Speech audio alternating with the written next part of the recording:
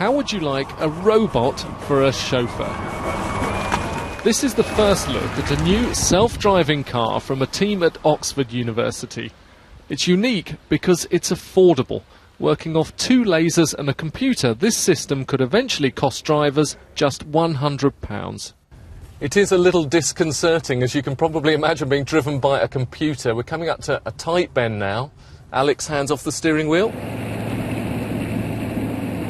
The one question always on your mind is, how will it react if somebody walks out into the road? OK, safe. The system isn't automatic from the start. It needs to learn your routes as you drive around. Then, as soon as it recognises a familiar journey, like the school run, it asks if you want it to take over. This sensor here, just poking out from underneath the number plate, is emitting a laser curtain. It's not going to happen overnight. There's not going to be a sudden juncture where there's a car that you can buy that suddenly is autonomous all the time, simply by getting in the car and pressing a button that says, drive me. This isn't going to happen. It's going to be a sliding scale. Year on year, bit by bit, the cars will do more of the driving for you. 30 years ago, driverless technology looked a little bit different. Never did I believe that I'd end up with a car with no driver at all. Today, you can buy a new car that brakes automatically for you.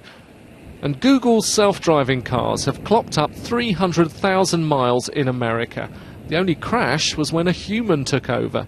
But will you ever persuade people to let a computer sit in the driver's seat? As a cyclist, the thought of cars on the road without an intelligent life form driving them absolutely horrifies me. And sitting in the back being driven by, no, terrifies me. Humans also make errors, and I think if it was proven that there was no issue, that a driverless car was any worse than actually a human driving a car, I'd give it serious consideration. With many big car makers working on new systems, it seems self-driving cars are just around the corner. Richard Westcott, BBC News, Oxford.